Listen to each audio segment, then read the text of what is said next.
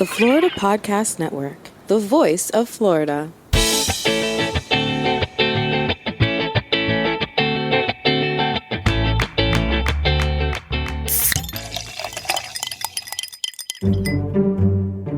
This is Gerard with episode number 23 of Florida's Fresh Mix on the Florida Podcast Network, a random mix of Florida's freshest personalities. Listen in. Hello. This is Amber, and I am the lead content producer for the Florida Podcast Network. And welcome to Florida's Fresh Mix podcast. Wait a second, Amber. So I have noticed that there's a slight change in your language. Did you recently get a promotion? You know what, Gerard? That's a great catch. I did get promoted. Whoop, whoop. Oh, yeah. Congratulations. You deserve it. Yeah. You know, new year, you're making things happen. So that's great. And you're definitely, I can't conceive of a better producer than I've got right up in here. So thanks, Gerard. My sister obviously has a lot of intelligence and appreciation because she made a very, very wise decision. Wow. Thanks, Gerard. That seriously means a lot. And yes, people, I am the new lead content producer for the Florida Podcast Network. And just a shameless plug, stay tuned for more new Florida Podcast Network shows coming soon. That's all I'm going to say about that. Anyways, happy hashtag Fresh Mix Friday. Oh, yeah. I think I mentioned that, the hashtag Fresh Mix Friday, in another episode, and I said I wanted it to become a thing. And then I never said it again. So here I am. We're going to try and make it a thing. Hashtag Fresh Mix Friday, people. Hey, listen, lead content producer, you can't be dropping the ball like that, So, now we gotta remember that hashtag Fresh Mix Friday. What's up? I'll tell you what's up. We have a really, really cool conversation for our listeners today, Gerard. Why don't you go ahead and tell people about our incredible guest and your first time co-host? Okay, so this guest is Jason JaFleu. He's got a million names because he's got a million talents. So, and he's so humble that he doesn't really care what you call him, as opposed to me, because if you call me, I can't even say it out loud. If anyone calls me what I was called up until law school, then, you get the side eye or you might get cut off. But anyway, and I'm not even going to say it. But JaFleu has been nominated for an NAACP Image Award for Outstanding Animated Series for his series called Peanut Headz. And not only that, but he's been a recurring guest on producer Jaime's Curve the Cube podcast and other shows on the Florida Podcast Network. And they are also have become great friends over the years, which is extremely palpable throughout this interview. And yes, she is my co-host. My sister is my co-host on this show. And it was so much fun to do this with her. Producer Jaime is your co-host for this special episode. And it only makes sense because, like you said, they go way back. They're great friends. Jaime has always admired JaFleu, the artist, and now the animator, and now the NAACP Image Award nominee. So this is a very, very special occasion, and hopefully the first of many, because we loved having producer Jaime on. You and her are hilarious with your sibling banter and whatnot. It's always fun to hear you all just dig each other. Well, let me tell you this, Amber. I mean, it takes a lot for me to call her producer Jaime as opposed to, snotty ass annoying little sister Jaime. So I'm trying to show her some respect because she's given me one of the greatest joys of my life, which is to be the host of this podcast. She would like to say that, she's technically my boss, but I'm just going to stop. And I'm not going to say anything else because she is 100% my boss. So, yeah, we don't want to piss off producer Jaime. All right. So go ahead. Before we dive into this awesome conversation, I just want to say that I think this also might be our first official explicit episode. We're bad on the Fresh Mix podcast. What? So, and the 4-letter words you will hear are not bleeped out. So if you're listening with kids around, just keep in mind that you will hear the casual F-bomb dropped. All right, well, the time has come. Let's tune into Gerard and producer Jaime's conversation with artist and animator Jason JaFleu Fleurant. This is a unique, monumental moment in the history of the Fresh Mix podcast, particularly because I've got producer Jaime, the owner, the founder, the creative genius behind the Florida Podcast Network, and also happens to share my DNA because she's my sister. Aren't you lucky? Yeah, exactly, because you came first. So, which is not true. My parents made it perfect, and I don't know why they continued. But here she is. They had to keep trying until they really got the perfection they were looking for. But anyways, I can see where I set it up so you could do that. All right, whatever. So listen, we're actually here interviewing at the same time because we have a very, very special guest. Our guest is JaFleu. However you want to refer to him. Jason JaFleu Fleurant. Yeah, exactly. But Jaime, my question is, why are we even interviewing this guy? I mean, this is the Fresh Mix podcast. You don't even know him. He's not talented. What has he done? He's like completely just a blip on my history. He's been so boring. We don't know him. Like what? Why is he? Contributes nothing to the world. Why are we interviewing this rando? We are interviewing greatness today. We are interviewing absolute greatness, and he will never say that about himself. He will never acknowledge that about himself. But he is greatness. JaFleu, you are freaking phenomenal. And what you've accomplished and the joy that has brought me to know that I've had a side view seat, sidecar seat to your journey. We met way back in the day at RJ's the stage. Yeah, thank you. Oh my gosh, the stage. Holy crap. Where we had the open mic nights and stuff. And, we each had our own careers starting, and to see us travel through this journey on these parallel tracks and now just to watch what you're doing. I'm just so enamored and in awe of what you've accomplished. And we're going to get into all of that. And we're here today. It's a very timely episode. But we're here today because you've just been recently nominated, amongst many other things that have happened this year, for an NAACP Image Award. What? I'm sorry. Word. What? That's crazy. Wait, so he did a thing or two. He did a thing or two. Here and there. Wow. That's incredible. Oh, I already knew that, but I'm trying to act like I didn't know that already. What? Wow. Well done, brother. Wow, that's crazy. Now listen, in all seriousness, man, I've been a big fan of yours since the first time I listened to my sister interview you on her initial podcast, Curve the Cube. And since then, she's interviewed you several times. And not only are you a fellow Haitian, but your artwork is beautiful, and I've seen it evolve. And there is a gorgeous piece hanging in my sister's crib, which is, in my opinion, my favorite piece. But I'm a little biased, And the story behind that, really quick, is that our parents bought that for me for my birthday. It was painted by you, JaFleu, and we are birthday buddies. We share the same birthday. So I got a birthday painting for my birthday from a guy who shares my birthday. Wait a second. So you have are you saying you have the exact same birthday? I mean, not the same year, but we don't need to get into who's older. Listen, my brother, you have been nominated for an NAACP Image Award.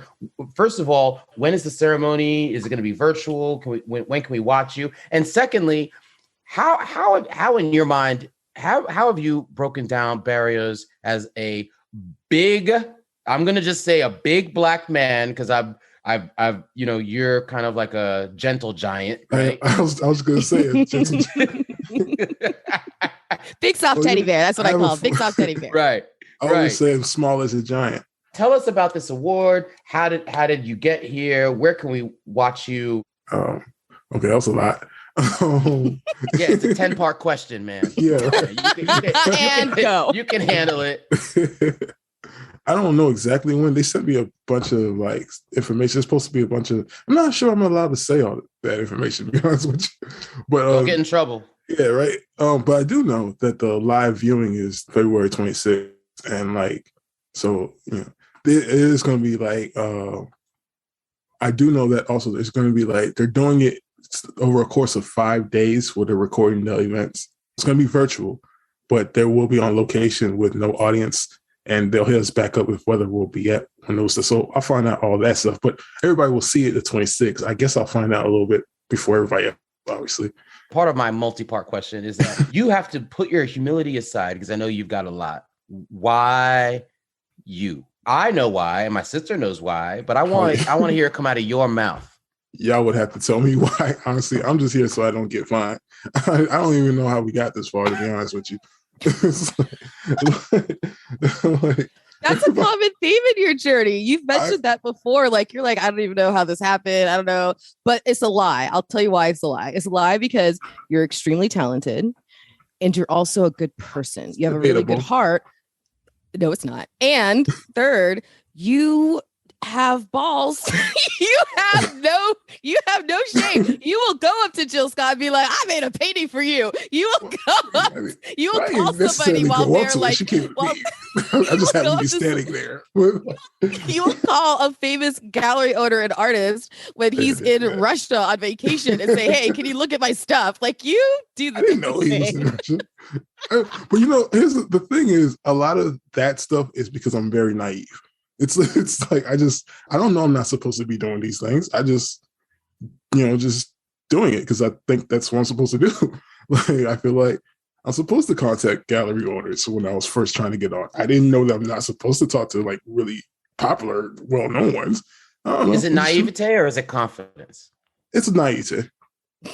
I set it up for you. That was a layup. Yeah, I dunked it. You just it wasn't pretty. You've deserved everything that you've gotten, though. I'm not even saying that as just as a friend. I'm saying that as an observer. You deserve every accolade that you've received. You really have. I appreciate it. I appreciate that people feel that way.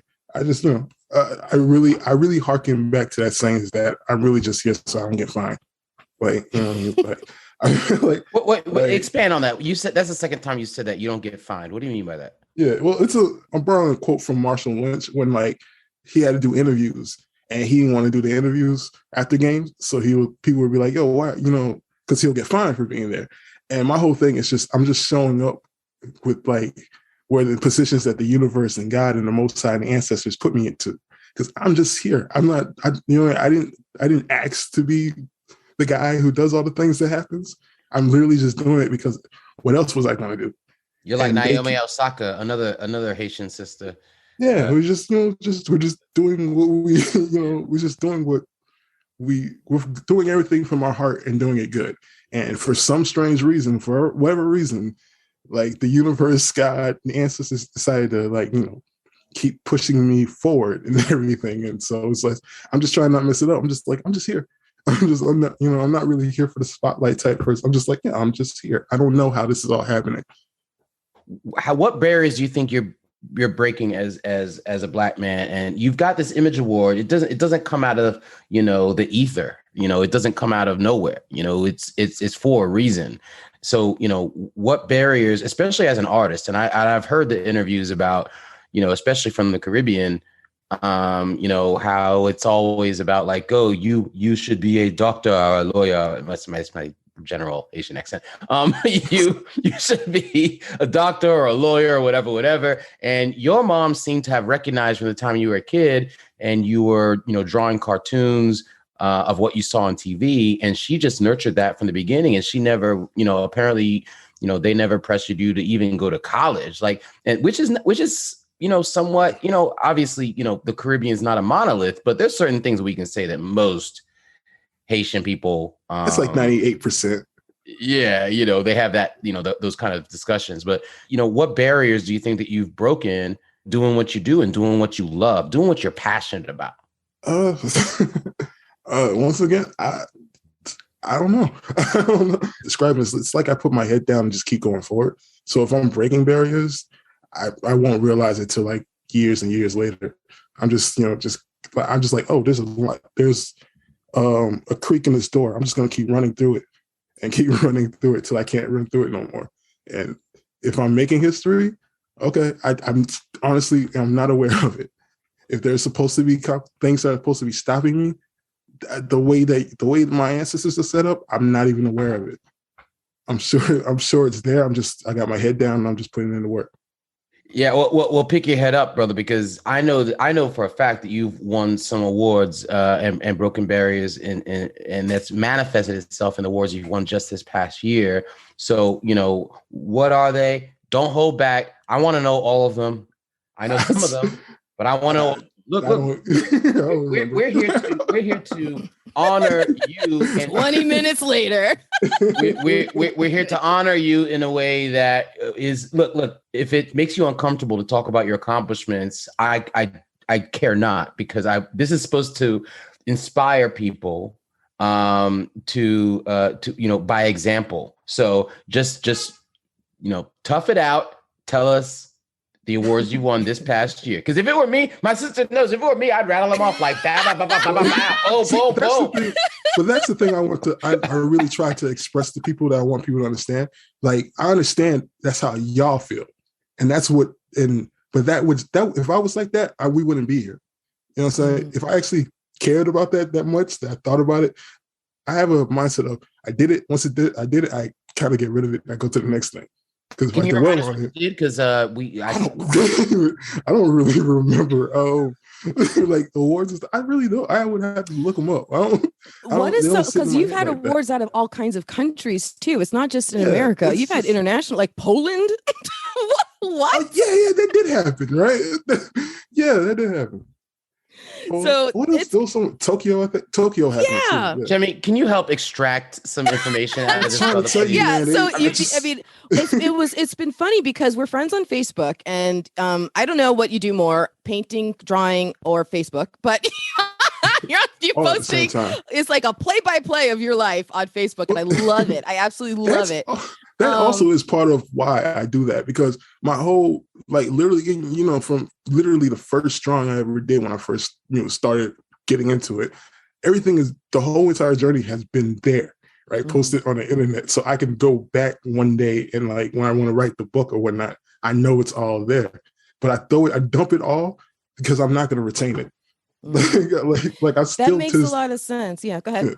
Yeah, because even right now, I haven't even had the time to process what the whole being nominated thing, because I'm in the whole, I have to promote and create, I have to create these images. I have to do this in order to promote this thing and, like, become my own PR person and do all this. So I don't even have time to think about it like that. Like, even now, I had just, before we started talking, I had just finished setting up the animation so I can do the speech recording thing.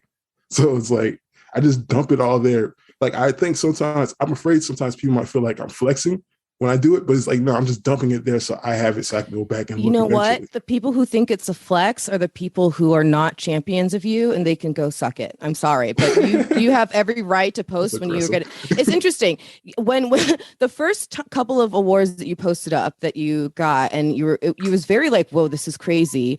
This is weird, but this is random. And hey, here's one, right? That's the way you wrote it was there was no expectation of anything more. Yeah.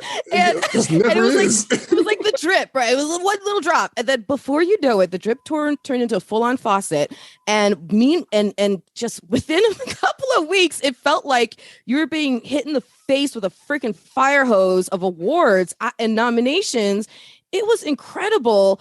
Were you at least, if we're not gonna list them all, were you at least did it feel that way? Like it just was a barrage? It just was coming out of everywhere.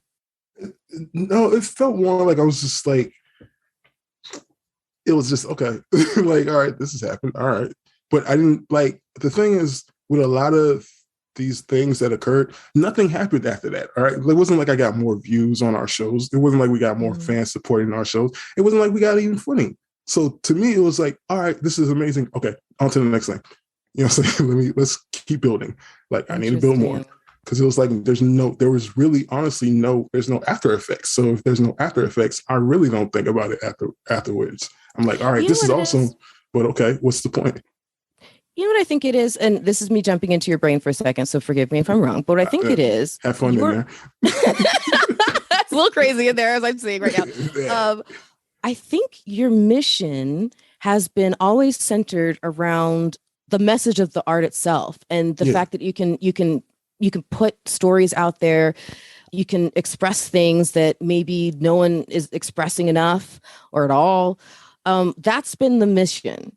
The mission has not been the awards and the accolades and the money and da-da-da, even though when those things roll in, it's a nice bonus. But for you, it feels like the charge is just about getting this stuff out there. I feel like do you feel like you were put on this earth for a purpose? You've mentioned your ancestors. Is that what you feel? Yeah, because like even when we think about how I started becoming an artist, because of January 12th, the earthquakes, and I started drawing what I was seeing, and then that snowballed into this art career, which snowballed into this animation career. Right?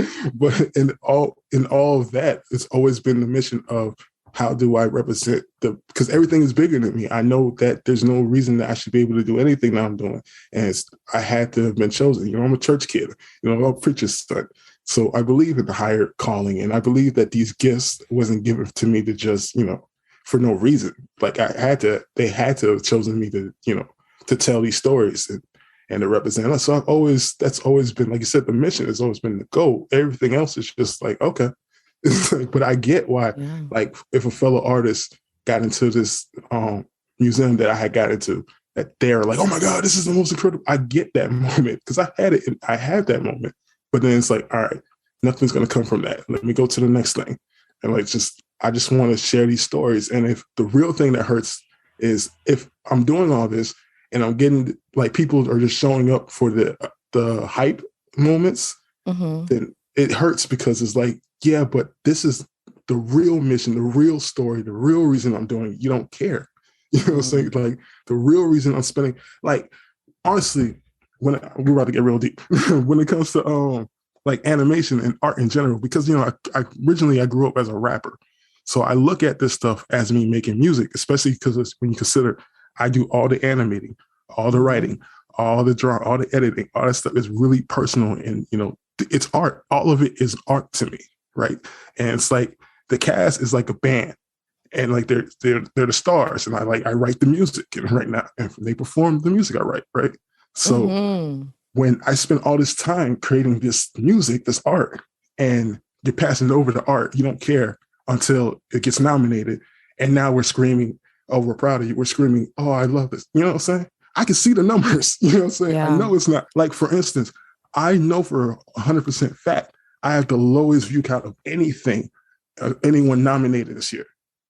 I shouldn't be here. I really shouldn't. When we think about all the cloudy things, like, Jay, you know me. I don't do the clout stuff, like the tiki-taki type videos and all that. You know what I'm saying? Like, I don't do the clout thing. You hate being on camera. Good Lord. Like, as we see right now. You know what I'm saying? Everything I do is like, there's no real reason I should be here, which also highlights the fact that this is beyond me, because they said, it don't matter, bro. We're going to put you here. So yes. Can I jump in here a second? Yeah, go for it. Of course, it's your show. Right? We're just here. Listen, man. I'm hearing humility times a million, and that's great. And there's a place for humility, but sometimes there's a place to not be so humble. That place is never for me. Listen, man. Listen, brother. I have been so impressed with your journey, and at the end of the day, I get the humility. I get that. But if you really want to fulfill the destiny of your own blood, think about taking the awards, the accolades, etc., and boosting those numbers by marketing yourself. As painful as it might be, hire somebody else to do it. No, but I have to cut you off right there, because it's not that I don't do that. I do that. I do all of that. I do it. It's done. We wouldn't be here if it's not done. It's just right. I don't put it on me. I could no, hold on a second. I've watched this movie all the time. We've all seen this movie of where someone gets put up by the people and then they mess it up and then the whole thing is tainted. Mm-hmm. It's always bigger than one man. You know what I'm saying? That's my whole thing. It's always bigger than one. I don't want the attention on me because I know me. Everybody doesn't know me. But everyone wants to think they know me in the sense they're like, oh, you're a great guy. I know me. So I know that I could mess up everything because I know I'm human. I know we're all human. So I don't do all that. You know what I'm saying? because I know it's bigger than me. There is an extremely noble underpinning in your character that makes you say things like that. I get all that, brother. I get all that. But what I'm saying is that I hearken back. Yeah, I said hearken, Jimmy. Shut up. I hearken back. I thought you were going to call him out. I hearken back to when I was in middle school. I don't remember where I heard it from, but I remember, my dad calling me out because at some point, it was the first time my dad ever called me cocky. And I said, well, it's not cocky if it's true. It's not bragging. It's not the last time. It's not bragging. It's so cocky when you're not bragging. It's not bragging if it's true. And I don't remember where I heard that from because I didn't make it up. But it's not bragging if it's true. And so at the end of the day, if you can take the accolades or whatever and transform it into, publicly into a way that can inspire some kids to do the same, whether they're, Haitian kids, Black kids, artists in general, or whatever, just reconsider, shying away from that because I would be honest, it's not gonna be. What else? I'll say. I'll step in for just a second. Jimmy, I tried. I know. Here's why. I'm proud of bro because I've known him for so long, and I think I can explain why. When JaFleu, when you say it's not about you, you mean that to the last little filament of ink on the paper that strikes when the typewriters hit to write that sentence. Like, you mean it. And I believe that. And I think that from what I've seen you do, the way that you are with your nephews, especially what you've done what you've done in schools, how you have things that as fun as it is to say I have merch, like I know that there's an intention behind it as well. You want a child to feel proud to have their backpack represent a painting of a Black figure. I know what that means for you. And so I think when you say it's bigger, the mission is bigger than you, I almost feel like there's a part of you that says, if I ever mess up, I don't want this entire mission to fall because of that. And I respect that. I think I feel the same way in terms of what I've done. I think that's why we resonate so much with each other. We're always building a spotlight. We don't want it on ourselves, right? It's kind of funny. In fact, when Peanut Headz, which we'll talk about very directly in a minute, but when Peanut Headz was on Quelly and not that it's still there, but when I first reached out to you and said, I'd love to have you on Fresh Mix, you said no. You said have Javon because you didn't want you're like, it's not about me. It's not about me. It's not about me. Who's Javon? He's an actor who voices. Mm-hmm. He's a phenomenally talented, very impressive actor. He's the most famous out of all of us. Must be on a future episode calling you out, Javon. Okay. Yeah, where you at, Javon? Where you at? I'm ready. So as all of that is going on, why did you decide? I'm not talking about me, about why you chose me to be, reached out to me to do this interview first. But why in this moment did you feel comfortable reaching out to anybody, to say, I'm ready to be interviewed in this moment? Right.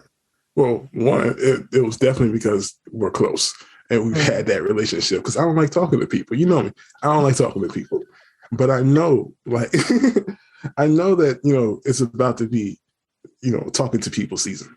And and I could turn that part on if I want. But it's like, why should I do that? Why should I talk to everybody when I can direct everyone to a conversation with people that I'm comfortable with, and they can just go back to reference that?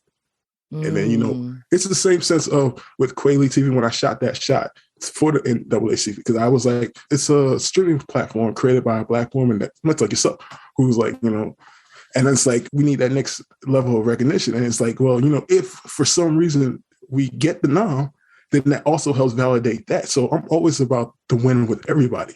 Like, there was that point forever where I was selling art for really low, but only to my people. I wanted y'all to have it because I knew one day something might happen where it might all of a sudden tomorrow, everybody who has that a painting of mine original is now a millionaire. The painting hanging in my office is an investment. But you know what I'm saying? I don't want it. I didn't want to. I'm not for my. I'm not letting you sell that. I'm just kidding. But it's like, what I'm saying? There's always an extra layer that people don't know that I put into all of that. It's like, it's really the game plan of, all right, how can anyone else benefit from it? Like if no one was going to benefit from me talking, I would not be talking. You know what I'm saying? I wouldn't do an interview. But like, I know that there's a possibility that my peoples can benefit from it. So for me showing up. So as your art has evolved, I mean, when I first met you, you really were a painter. I really knew you as a painter. And I think the first time I saw a pencil or a drawing from you was the Haitian earthquake drawing, which will include an image of that in the show notes. I know I have it. If that's okay with you, at least I should ask you first. Okay. and now, of course, that is turned into animations. And I remember, as an example, again, turning back to Facebook and you noting everything and memorializing it there, that first post that you did. And so I haven't gone back to look in preparing for this episode to remember the exact, but it was so clear that you were just, this is something new I'm trying, and we're going to see where this goes. Where is this going to take me? And what I'm finding fascinating, so I have this image now in my head because I put it there a minute ago of a Black child with a backpack with your painting on it, right? It's your merch. They're walking through schools at a time in our history where critical race theory, as if there's even been enough of race history actually taught in our school to begin with, but it's what little is being taught is being threatened. It's the latest attempt at whitewashing our history, going back to that word image to fit the image of certain people's narrative, right? Mm-hmm. Right. And you're focused on telling the stories, our stories, to counteract that. I'm assuming is that part of it, or how do you feel now that because you laid that groundwork before the critical race theory conversation even happened? Yeah. So tell us about your view on this moment right now. It's funny because I think about that often because you can't help it because we literally live in a state where our governor is like, that's his whole thing. Like, you know what I'm saying? Don't get me started. But it's like you said, originally it was just, I wasn't even making it for people. I was really just making it for myself. I like history. Like, I like learning our history. And I can't help but to regurgitate what I learned. And so as we started moving into this realm where this is happening, it was funny because like as that was bubbling up, that was around the time that we started getting into all these festivals and getting these awards. And I was just like, I was aware that we was fighting a war that I didn't choose to be enlisted in. But again, the universe was like, nah.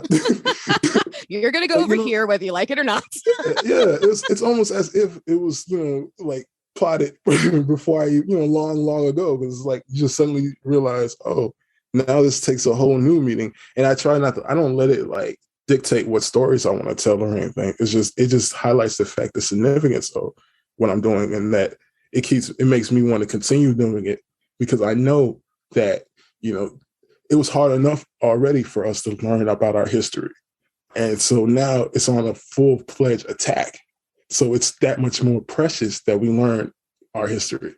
That's really the bottom line of it. Is if I don't do it, who will? I had a thought this morning, and I'm not sure if it came to me in thinking about this conversation happening today or just in general, but I had a thought this morning that, I was thinking about critical race theory and all that stuff, that what already is not taught in our schools is being taught to our Black babies around the dinner table.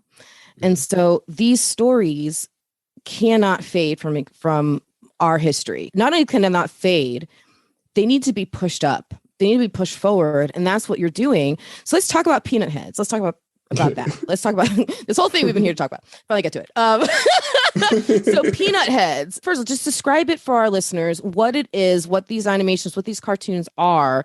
How would you encapsulate them? Says, what is peanut heads? What would you say?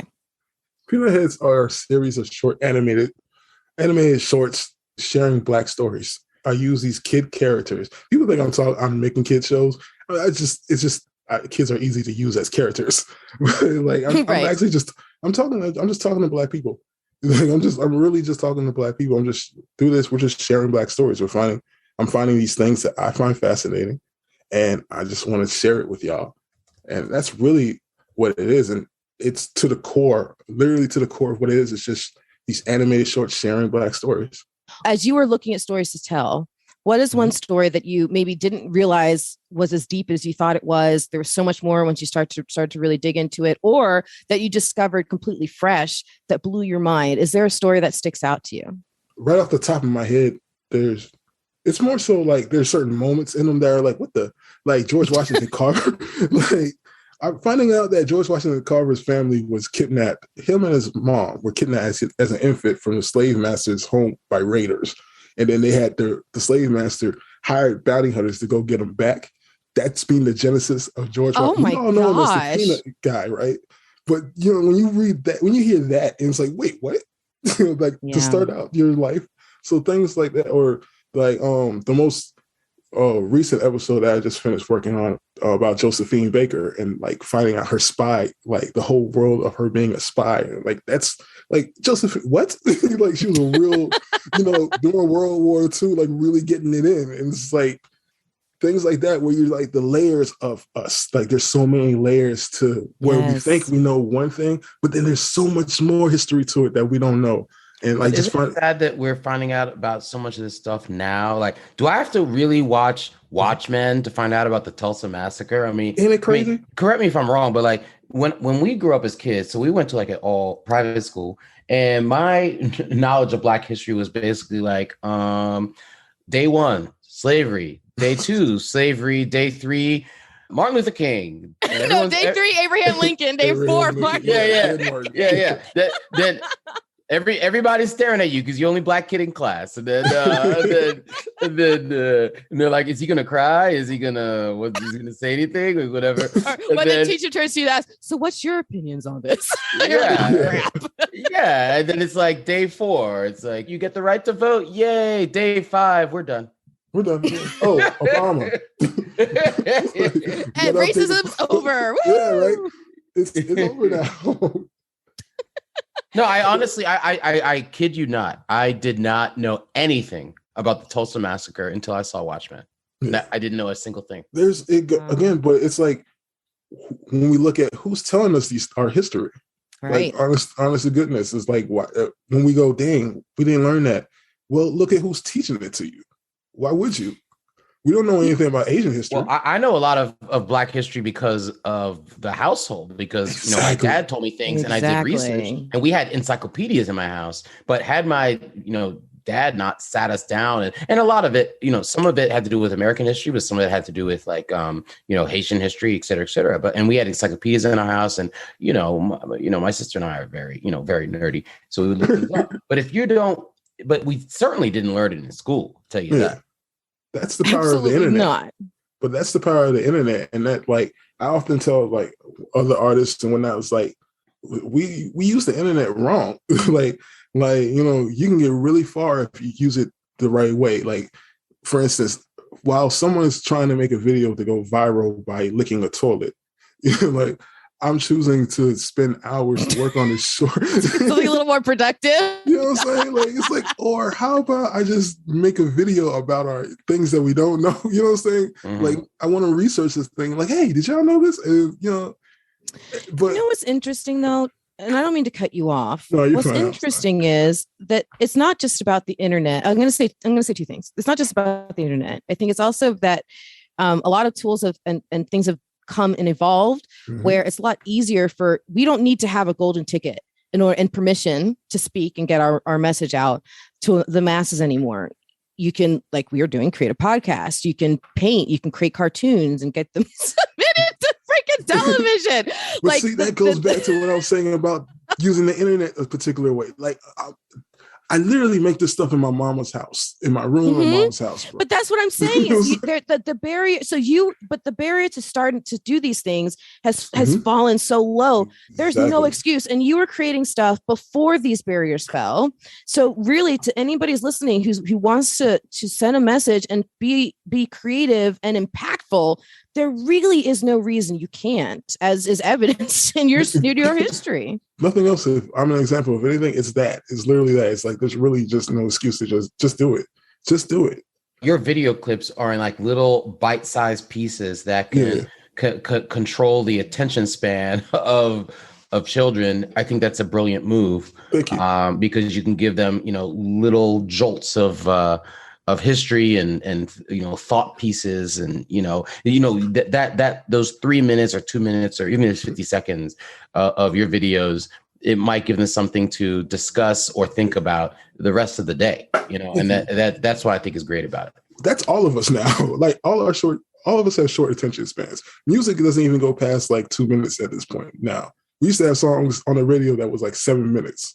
And it was just like 4 of those minutes was just instrumentals. You know what I'm saying?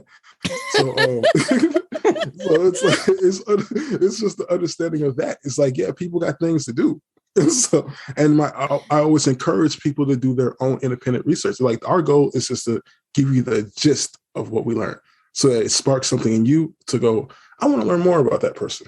You know what I'm saying? You know, there's no better example of our low attention spans or fast attention spans, quick attention spans than TikTok. TikTok is all about what can you do in 3 seconds or less, right? Basically. Yeah. But I went on this TikTok rabbit hole on my flight. I just flew back from New Orleans last night, and I was scrolling through this series of clips of this conversation. This couldn't have been more perfectly timed that I discovered this before today. A conversation about whether or not students should have the right to wave the Confederate flag in their public school. Now, I'll just focus on one part of the conversation that was interesting to me. It's nothing new, but of course, a child who has been raised to understand that, you know, slavery was just about economics. And he was talking about how the secession of the South, that really was all it was. They were trying to export cotton and tobacco, and the North was implementing all this taxation on them for the exports. And so their prices were going up. And so it was all about economics, right? And the teacher reminded him, well, what was the labor that made the cotton and the tobacco exports even happen in the first place? And how come they had to pay like nothing for that labor? Why was the labor so, let's just say cheap. Let's just say cheap. Why was labor so cheap? There's this disconnect. And people want to have the disconnect because they want to celebrate their Southern heritage or whatever it is, but there's a want to have ignorance of the atrocities and a celebration. Ignorance in the dictionary sense, like literally don't want to know. Yeah, total ignorance. Literally. And instead just look at everything through a whitewashed fence. And I think what is so incredible about what you're doing is you're saying, fuck all that. Here's the history. We can't curse. Okay. Wait, what? Wait. Yeah, we might have to check with the producer. I'm the owner of the network, and I say, fuck all that. Okay, all right. All right. So in terms of kind of like when we talk about this image that is being whitewashed, and now we're talking about you receiving the nomination for this NAACP Image Award, when the word image is included in the name of this award, what does that generate for you? What comes up for you? What does that mean to you, this award in particular? Or does it fall kind of within the same realm of the other awards that you were too bashful to mention before? I'm not gonna lie, this one is different. This one is different. I love that question. Right? Like this one is different. This one is it's the same way, I guess, like, let's be honest, the way white people will view the Emmys or the Oscars, like this is like that, because it's Black excellence, and all I promote is Black excellence. And so you're being acknowledged by Black excellence. Like, you know what I'm saying? Like, we're talking 52 years of like the Sidney Poitiers and, you know, like the Cecily Tysons and all of them, you know what I'm saying? Like, you know, being acknowledged by this entity, and for them to say RIP, right? You know, but for them to say what you're creating, and then keeping in mind who you're up against in your category, but for them to say what you're doing, what you're doing with telling Black stories is so significant that imagery that you're putting out to the world, that we have to acknowledge it. That's a blessing, because it's like, it is about the image. It's about, you know, us. It's about showing us that there's so much more to us. And for that to be seen and recognized, it's a powerful and inspiring thing. It's like, I'm sure after, like, if we did win, this would be the one that, like, I would constantly keep in mind, like, oh crap, because I'm sure things would go different afterwards. You know what you're going to do, whether it's the actual award or not. I don't suggest to be the actual award, but make a replica. You can even make it miniature if you want to make a replica, and you better put a chain around your dang on neck. If you win. That is the one time you need to give yourself permission. You need to give yourself permission to celebrate that one and hold that one up. You've done incredible work. So where can people find Peanut Headz? People can watch Peanut Headz and a lot of Treal Toonz content exclusively on Kweli TV. That's KWELI.TV. And if you could say one thing or whatever you want to say that's in your head or on your heart to the founder of Kweli, what would you say to her? Thank you. Yeah. Like, cause like, honestly, it's she let me build this thing on, like, when I originally connected with her and she like initially let us on her platform, it was for another series I was doing, Weapon Matters.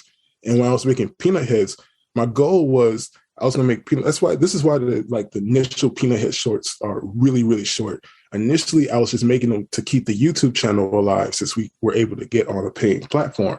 And I was gonna have Weapon Matters over there because Weapon Matters was originally on YouTube, but that content is longer.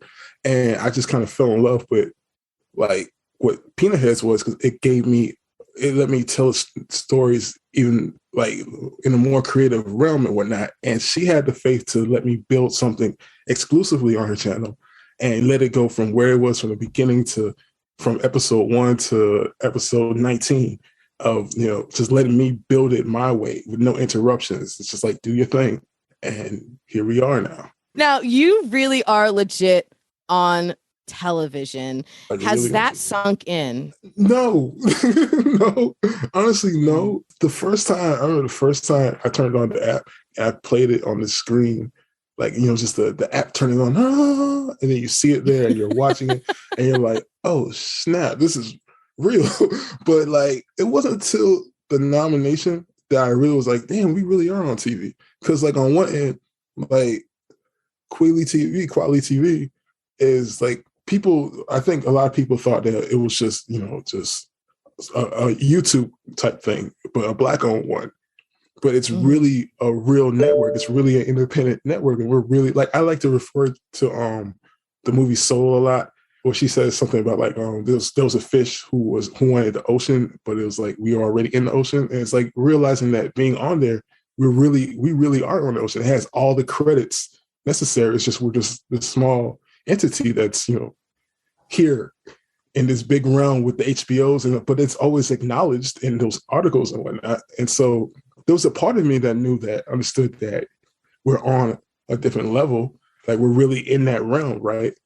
But it wasn't until we got that now that I was like, oh no, we really are in that realm. Because last year, sorry to cut you before you started. No, you're good. Last year, I shot that same shot. I had inquired about submitting to the NAACP, but that was back when it was still just on YouTube.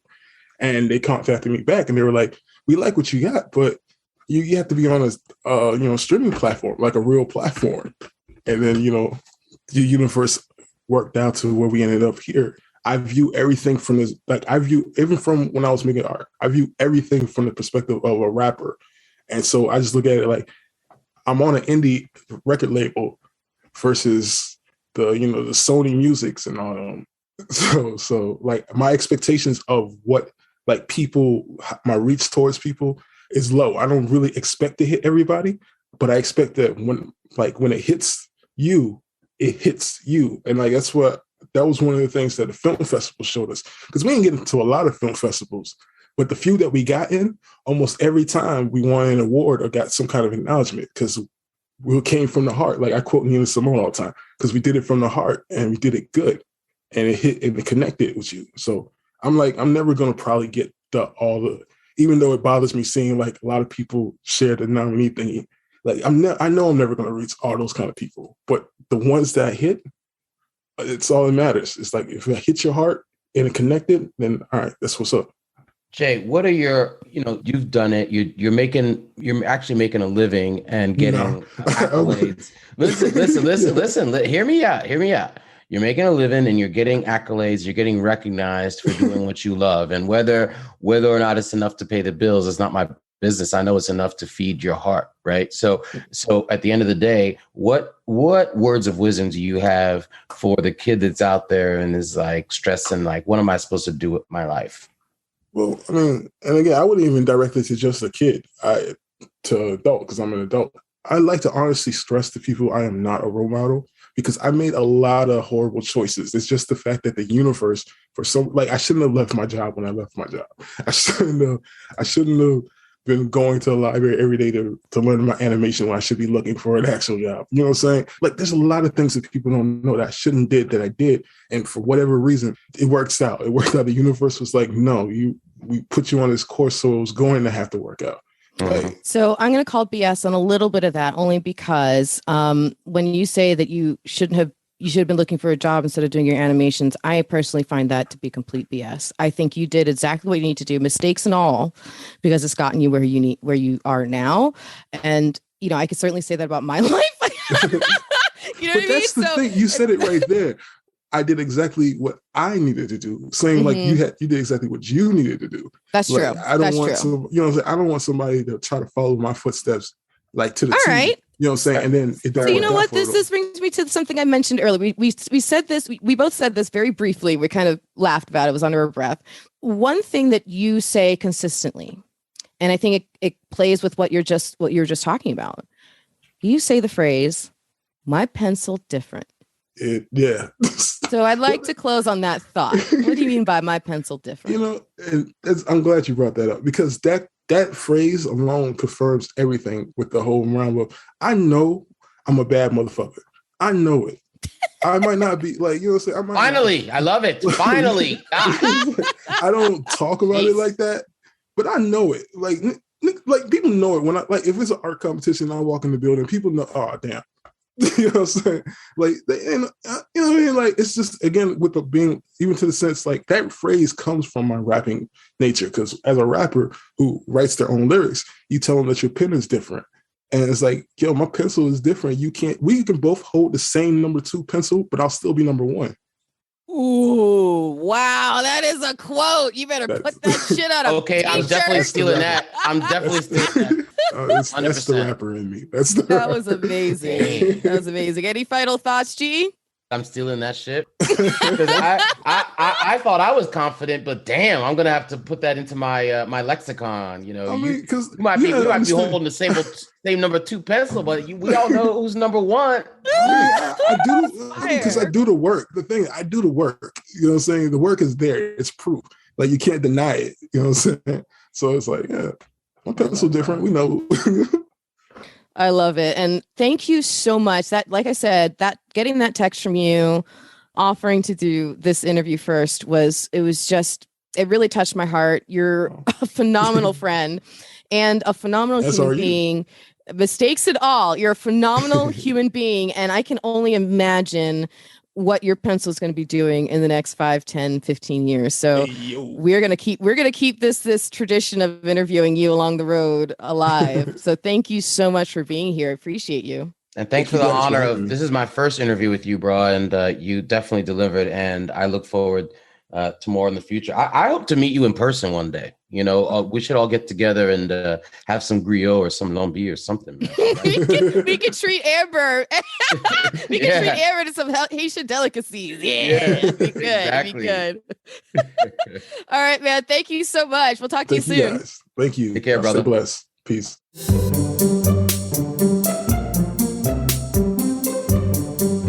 Because we covered so much territory and because of the existing long-standing relationship between producer Jaime and JaFleu, and he's been on her prior podcast, et cetera, we are going to include links in the show notes for you to check out all of that stuff, as well as Peanut Headz, which is what has gotten him nominated for the NAACP Image Award.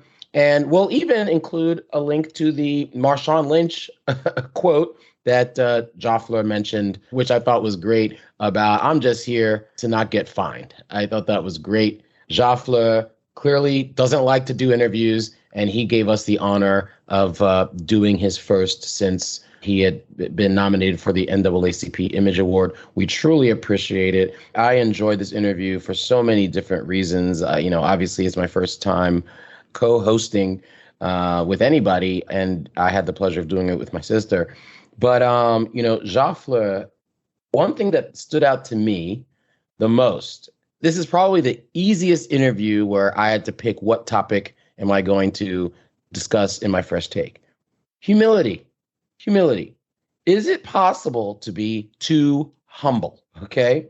And it was very difficult. At one point, I thought he was going to, jump through the mic and be like, look, stop trying to make me talk about myself. Like, I really thought that he was getting a little perturbed with me trying to get him to big up himself, right? The theme of this podcast is talking about people who are, quote unquote, movers and shakers in Florida, doing all kinds of big things. And this is a platform for them to talk about them, talk about how interesting they are and their experiences, and to challenge us and to inspire us. This is the first time it felt like it was pulling teeth to get someone to talk about themselves. The way that he, addressed that, I thought was so beautifully humble, but at the same time, it was done in a creative way that also lets you know that he knows who he is. He is extremely confident, but he just lets the work speak for itself for the most part. And yes, does he talk about, what he does and his awards and things like that, and promotes them on social media, et cetera. But he's definitely not shy. It's just that he's not all about, I need to be out there and doing all this braggadocious talk. He lets it speak for himself. But there is a underlying extreme confidence there. And I'm so glad that we got to the end of the interview where we got to see that come out. And it came out in such an organic way. When he talked about my pencil is different. And when he said it, I was like, there we go. He knows he's got the goods. He's got the skills.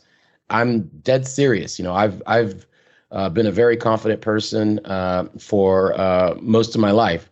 And I'll just tell you that I'm definitely stealing that from him. You can hand someone else and me each a number 2 pencil and I'll still be number 1.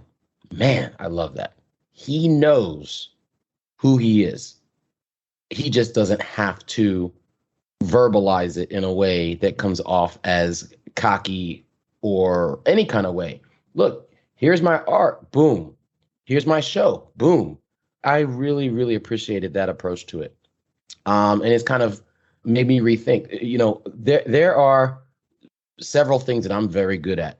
And I've been called cocky and, all kinds of things because of it. But he really made me think about, maybe there's a different kind of language to use when talking about your own skills. And I'm also not trying to dissuade people from marketing themselves, because I still firmly believe it ain't bragging if it's true. So it's just food for thought. So that would be the end of my fresh take, except for the fact that there is another very important novel point that I want to make, which is that this is the first episode where, because I co-hosted with my beautiful, loving, amazingly talented, amazingly intelligent sister, I hope that you have, it's not a fresh take for me because it's not fresh. I've known this for years, but it might be a fresh take for you to understand just how wonderful she's a consummate podcaster. She bleeds podcasting. She's an excellent interviewer. She's built a business where she produces other people's podcasts. She has her own podcasts, multiple podcasts. Podcasting is in her veins. It is her lifeblood. And I am sure, just look at the questions she was asking and her interactions. I'm sure that came across. And so while that might not be a fresh take for me, I hope that was a fresh takeaway for you. Thanks for listening in. I look forward to having you participate, listen in, and share the next episode of the Fresh Mix Podcast right here on the Florida Podcast Network, created, invented, and made even that much better by my beautiful sister, producer, Jaime. Take care.